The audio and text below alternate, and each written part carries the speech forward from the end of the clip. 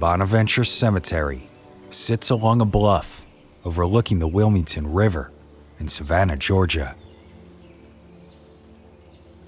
This unique burial ground is considered by many to be one of the most beautiful and romantic of the South. Originally established as a 600-acre plantation in 1762, when Georgia was still a colony, its owners, John Mulrine and his son-in-law, Josiah Tatnall, were banished from the area during the American Revolution for their loyalty to Britain. As a result, Bonadventure was sold at auction.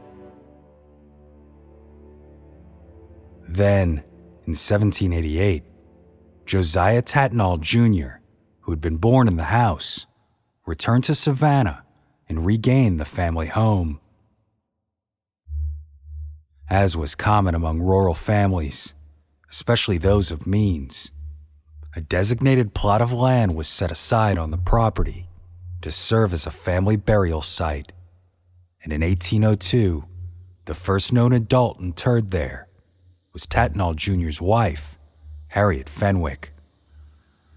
The following year, he too was laid to rest beside her, eventually joined by 6 of the couple's 9 children. But in 1846, the plantation left the family for good when it was sold to a local hotelier under the condition that he continue to maintain the family graves. He agreed. In the following year, 70 acres of land, including the family plots, were incorporated to open the private evergreen cemetery of Bonaventure. The site was designed as a traditional Victorian garden cemetery, featuring curving pathways and a multitude of trees and grassy areas. The elegance of the property was so stunning that in September of 1867, famed naturalist John Muir described it as, quote, "so beautiful that almost any sensible person would choose to dwell here with the dead."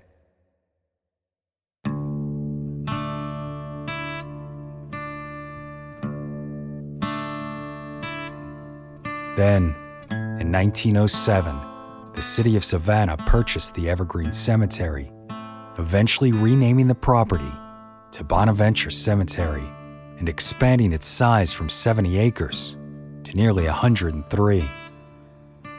Although the cemetery remains a garden-esque cemetery to this day, it was at this time that it was redesigned from its original Victorian style to allow for both a greater number of burial plots and more efficient maintenance.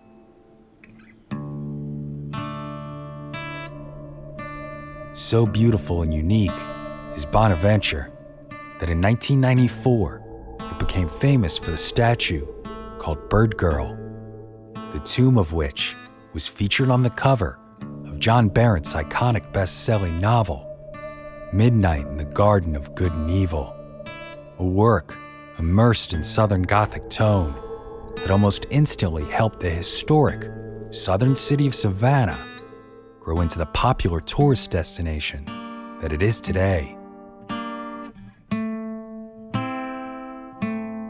Yet for many who visit and tour the Bonaventure Cemetery, it is another grave that sparks intrigue.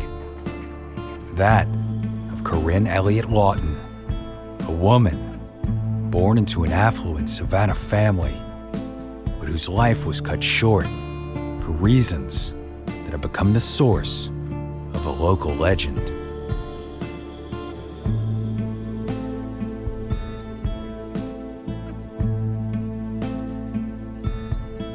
My name is Brandon Schexnayder, and you are listening to Southern Gothic.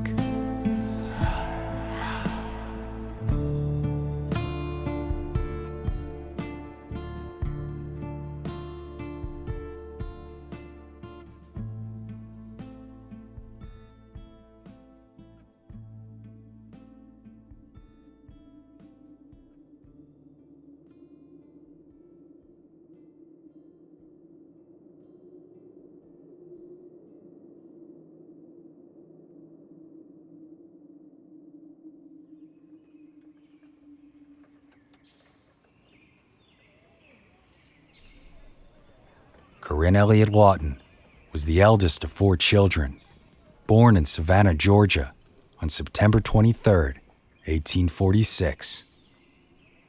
Her father, Alexander Robert Lawton, moved to Savannah after graduating Harvard Law School and began a career in law and railroad administration before being commissioned as a Confederate colonel of the 1st Georgia Volunteers during the Civil War. Eventually, Lawton became the Confederacy's 2nd Quartermaster General and rose to the rank of Brigadier General. Then, after the war, the Confederate veterans' standing in the community only grew as Alexander Lawton became a prominent political figure in the New South. By all accounts, the Lawton family was close-knit and very loving. In fact, Corinne and her father in particular were both said to have such a love for fine art that Alexander spared no expense to travel far and wide to enjoy their hobby. Yet today, those who visit Corinne Lawton's grave at Bonaventure Cemetery often hear a different, conflicting story about the relationship between Alexander and his daughter Corinne.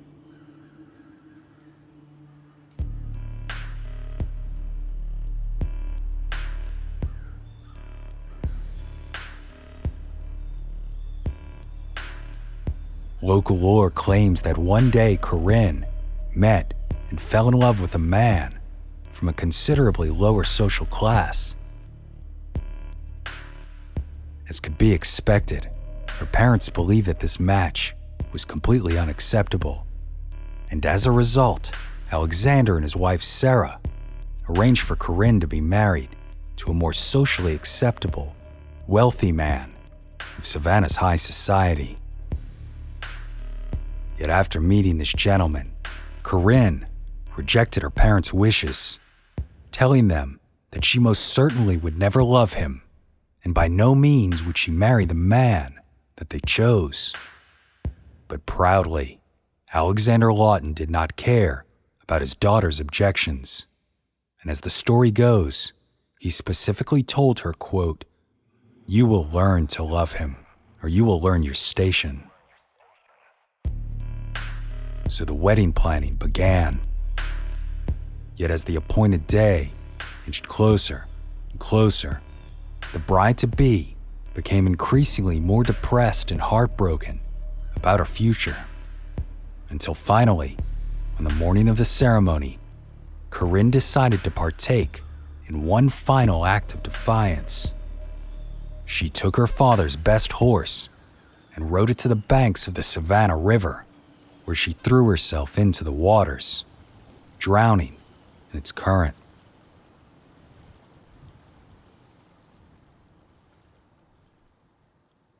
Some variations of this tale even claim that Corinne was so bitter that she rode her father's horse straight into the river, intentionally and maliciously depriving him of both his daughter and his favorite steed. Either way, her parents were grief-stricken, but also incredibly angry over their daughter's final decision. So much so that it is said that they chose to bury her outside of the family plot in the Bonaventure Cemetery.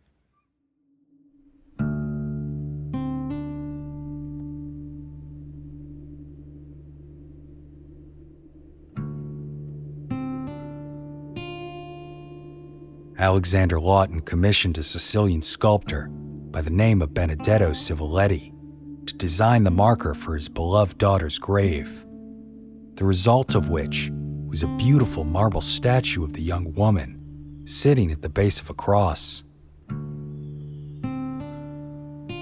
However, just as her placement outside of the family plot has been seen as a familial jab, the statue itself has further fueled the supposed anger, as it faces away from the final resting place of her family, which features a life-size sculpture of Jesus Christ, causing some to believe that the intention of the family was to show her denial of redemption. Yet as memorable as this tragic tale of love, loss, and a daughter's defiance is, this infamous story, told to visitors on tours, is entirely a work of fiction.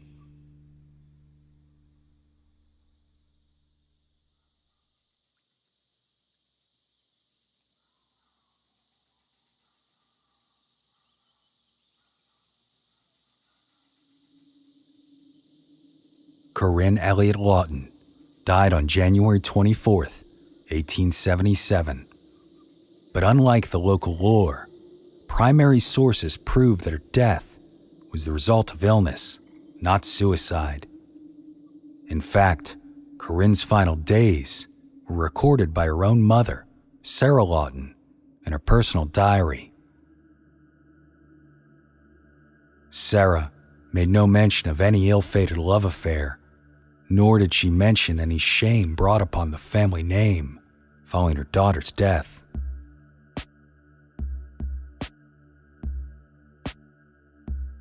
In January of 1877, as the Lawton family were returning to their home in Savannah after several months away, Sarah wrote of that fateful month. I found the house all unprepared on my return, and had a month of toil to have everything properly cleansed and fumigated and put in living order. Nora has had rheumatism all this time and been often confined to her bed, and of late has suffered much. Corinne is just up after 10 days of sickness from cold. We have had 6 weeks of severe weather. Corinne seems so tired. In the evening of Saturday the 13th, Corinne went to bed, promising Lulu and me that she would keep to her bed till she was well. How that promise was to be fulfilled, who could have thought? Her sickness seemed so light. On Sunday, I sent for Dr. Houston. Corinne felt very weak and begged me not to have her see any visitors, as she could not talk. Yet very little seemed the matter. Friday evening she was very bright, but had a restless night. I watched beside her much of the night. Saturday night I stayed with her. Then came the days of darkness, which I cannot record. Their story, kept by him who has said, "Precious in the sight of the Lord is the death of his saints." Wednesday morning, January 24th, at 7:40 a.m., she drew her last breath. Today, Sarah Lawton's diary belongs to the Georgia Historical Society as part of a collection of family papers donated by her granddaughter, Sarah Alexander Cunningham, between the 1950s and 70s.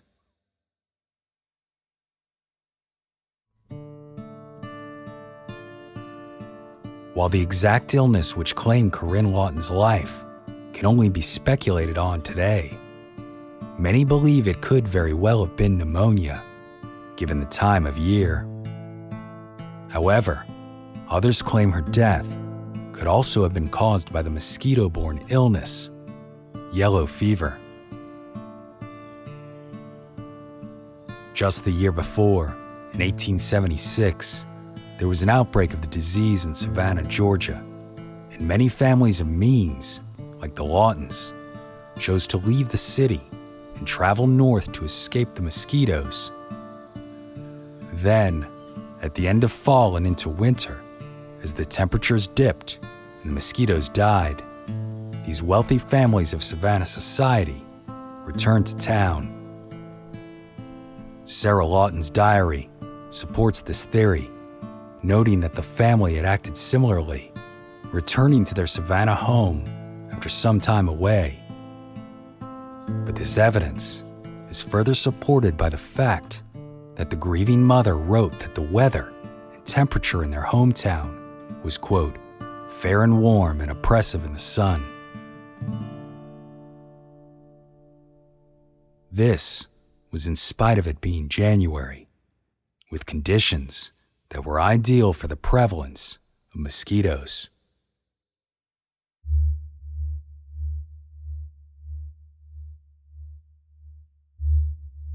The true reason for Corinne's death will never be uncovered, but in addition to her mother's journal, several other historical facts exist in opposition to the legend that her gravesite is inspired. Following her death in 1877, Corinne, who was not actually a young woman, but rather 30 years old at the time of her death, was not interred at the Bonaventure, but rather was laid to rest in Savannah's Laurel Grove Cemetery. This burial, however, did in fact include the statue built by the famed Sicilian sculptor who used family photos and recollections of Mr. and Mrs. Lawton to sculpture Corinne. The product of his work was considered to be a remarkable likeness of the Lawtons' beloved daughter, but this fact certainly pierces the foundation of the legend that claims Corinne's burial marker was intentionally facing away from her family and the statue of Jesus Christ as a moral statement regarding her supposed suicide. After all, after the rest of her family was buried in Bonaventure, she was clearly moved there to be closer to them.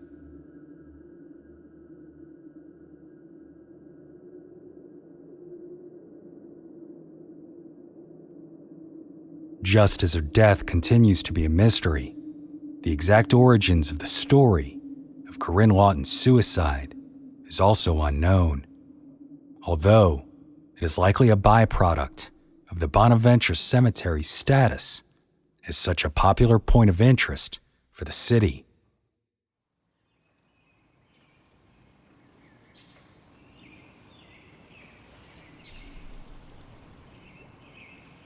Following the 1994 publication of Midnight in the Garden of Good and Evil, Savannah experienced exponential growth in visitors. According to a 2020 study on the municipality's economic trends, published by the Savannah Chamber of Commerce, over 14.5 million visitors came to Savannah in 2018, whereas only 5 million visitors came to the city in 1993, the year before Barron's novel was published.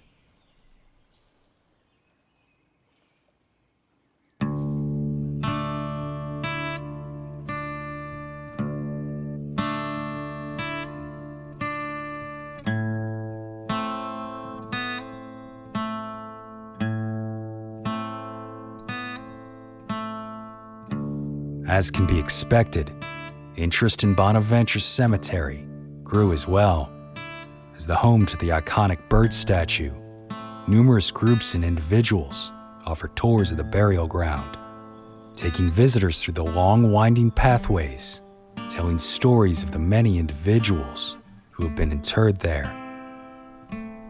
Unfortunately, due to its popularity, the Bird Girl statue was removed by the family and placed on loan to Savannah's Telfair Museums, who currently display it at one of their locations. Yet the exquisite and melancholy statue of Corinne Lawton remains, depicting the young woman as, quote, sitting at the foot of the cross with a crown of flowers at her feet. She looks up to heaven with a sad, resigned expression. In addition, the epitaph reads simply, "The Lord to brighter worlds and led the way."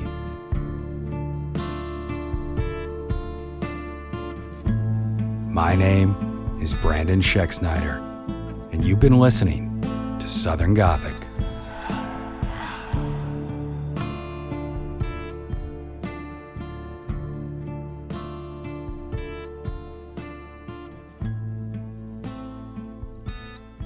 Southern Gothic is an independently released podcast, written and produced by Brandon and Brianne Schexnayder.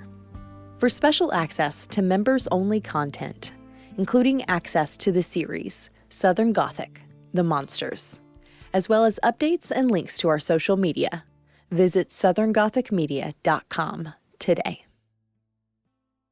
Lucky Later Shacks.